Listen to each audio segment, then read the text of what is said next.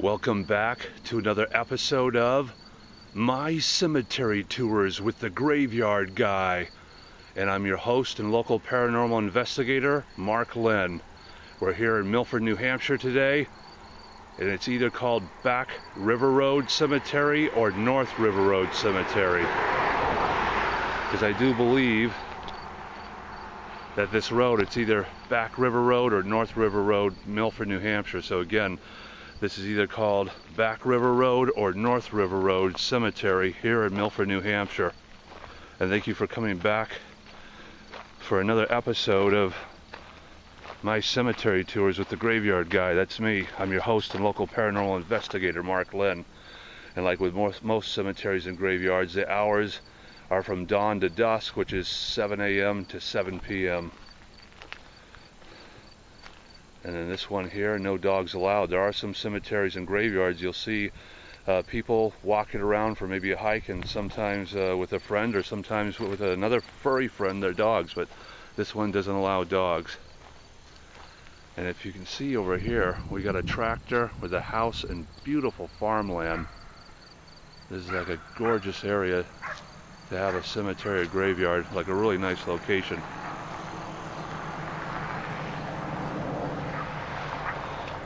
And also famous in this cemetery is the Hutchinson family, which I'll show you where they are buried. The Hutchinson family was a very famous singing group and family, and put Milford, New Hampshire and the New England area on the map in the musical world. They toured throughout the United States of America. I believe they toured in Canada. They might have toured in Mexico. I know they toured the British Isles, including England, and they toured some parts of mainland Europe. And this is a singing group back in the 19th century and the 1800s, when traveling, was more difficult than it is today. So the Hutchinson family, again, a very famous musical singing group and family that put Milford, New Hampshire and the New England area on the map in the musical world. Let me just do a quick pan.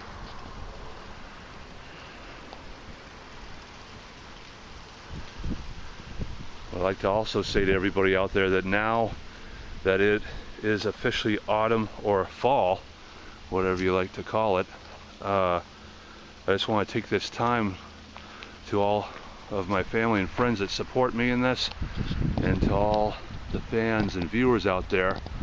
I wish you a happy autumn, and I hope you enjoy your fall.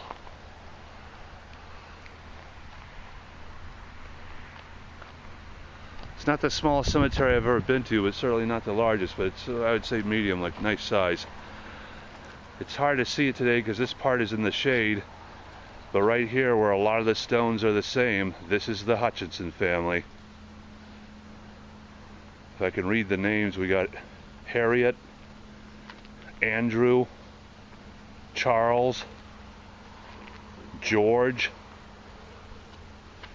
This one almost looks like, I can't tell what it says.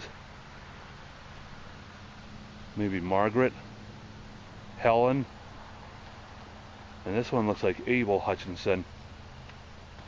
Maybe the parents. And this one is probably the mother, Betsy Hutchinson. So right here, you got quite a few members. I believe the whole entire family of the Hutchinson family. Again, a very famous singing group that put Milford, New Hampshire and the New England area on the map and traveled all over the world. So they are like the most famous people buried in this cemetery.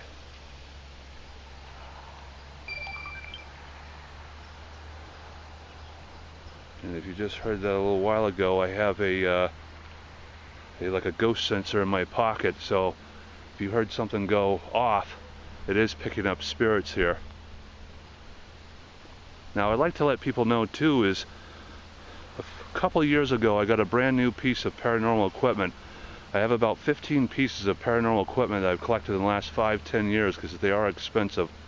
But I got one a couple of years ago in 2019 that was the S-Box Spirit Box, I believe from the Ghost Shop online. And I came here to test it out. And this cemetery is not supposed to be haunted at all.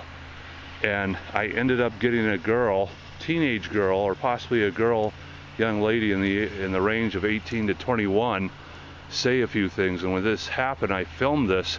I actually got spirit orbs going into my S-box spirit box where she's buried, and she was answering my questions, but real quick, probably like for 5 minutes or less. And I was probably here filming for like maybe 2-3 hours, and maybe got her for like 5 minutes or less. And I'm going to try to find that video on my second main YouTube channel, and if I do find it, I'm going to put that on my SoundCloud page where I have my paranormal podcast show, Spirited Paranormal, at soundcloud.com. So stay tuned for that.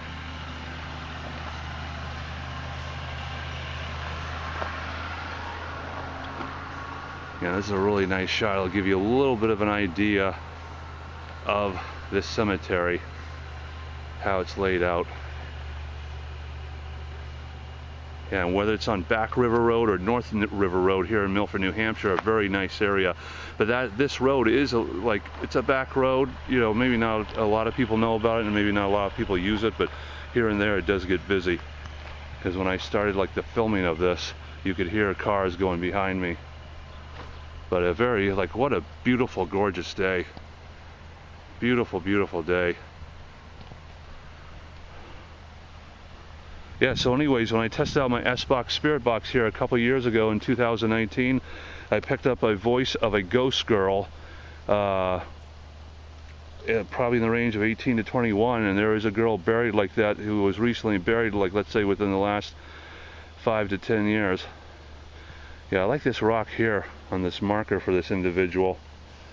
If I can read it, it says, "No time to rest, a mother of 4, a great cook, seamstress, gardener, and more loved by many and missed by all. On angels' wings you were taken away, but in our hearts you will always stay." Yeah, that's a beautiful piece, and what caught my eye was this stone. I believe it's granite, really nice. But yeah, this cemetery has old historic markers, but it also has new and modern burials. Like some of these here are more new and modern.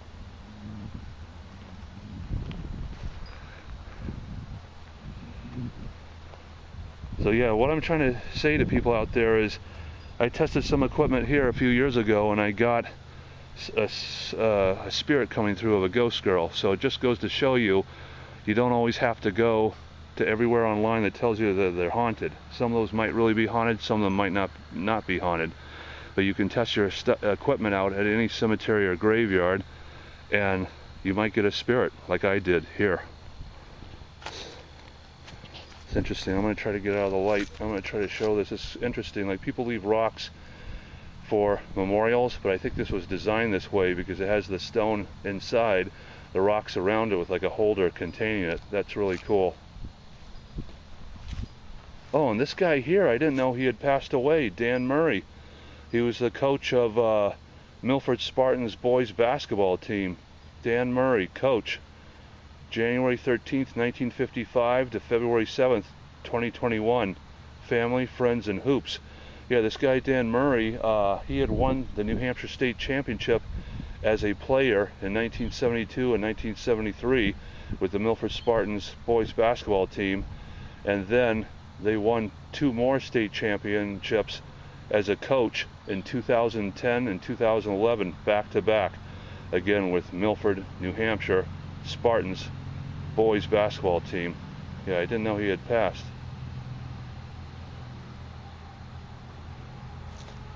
Yeah, so see, that's a new burial from just this year in 2021. Yeah, I like this one over here. It has like it has Blessed Mother Mary with like a star ornament maybe for Christmas, and a heart-shaped rock with like a dragonfly and some kind of like a flower. That's kind of neat. I think the dragonfly lost its wings, or maybe it's a caterpillar. That's kind of cool. And this is going to be the first time that I'm doing this, but I want to dedicate this episode of my cemetery tours with the graveyard guy. I want to dedicate this episode to Ashley Stephanie Curtis, who was born on September 22nd, 1988, and who passed away on July 3rd, 2008. at just 19 years old. So this video and this episode is dedicated to the memory of Ashley Curtis. Sorry you had to pass away so young, sweetie, but God bless you and may you rest in peace. And again, this episode is dedicated to her, Ashley Curtis. Gone but not forgotten.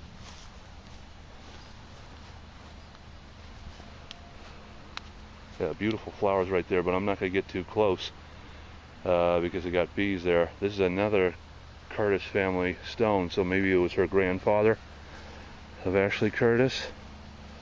Maybe, yeah, Frederick R. Curtis, Tech 5, U.S. Army, World War II, 1981 to 1982. Frederick Curtis, thank you for your service to our country. Thank you, my friend.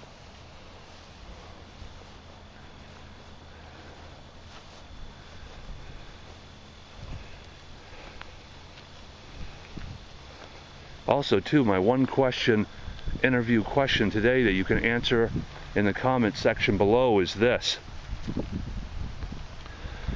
If you were a paranormal investigator or a psychic medium or some kind of investigator investigating a historic and haunted place, what would you use out of these methods to see if a ghost or a spirit was there? Would you do mirror gazing? Would you do table tipping? Would you do dowsing rods? Or would you use the swinging pendulum, which is sort of like a necklace thing with a stone at the end, which they call the pendulum? So out of those four methods and techniques, which one would you use while investigating a real haunted place?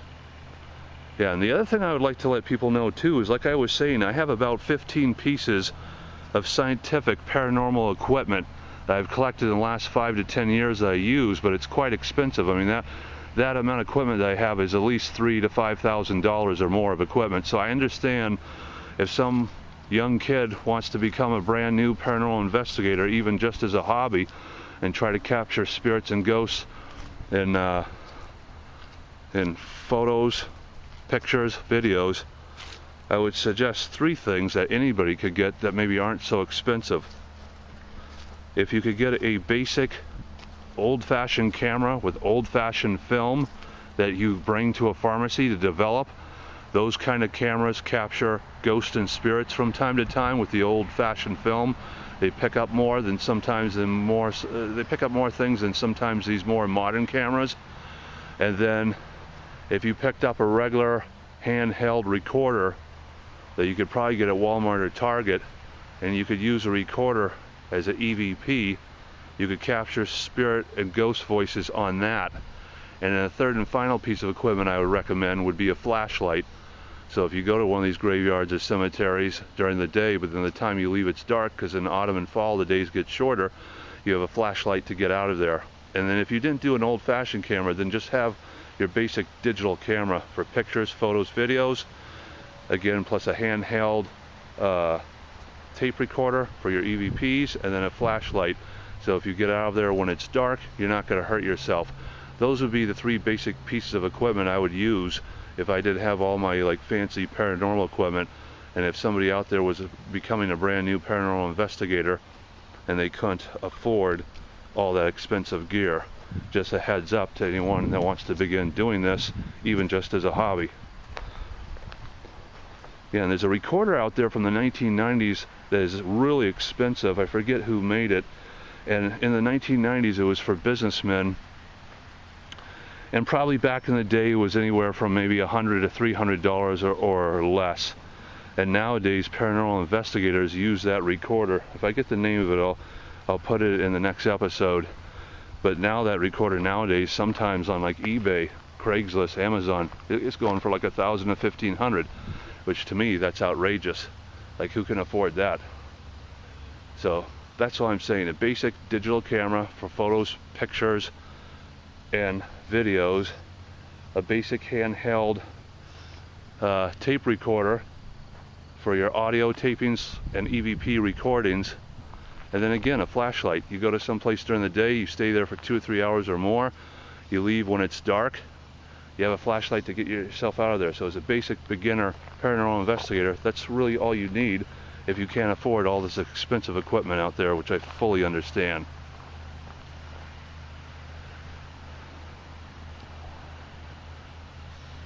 This episode was written by Heather G. Lynn.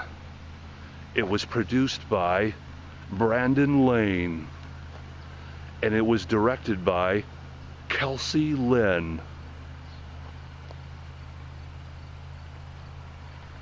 And with the help of production assistants Shira Greenberg, with Wayne Dunn and Amy Peters,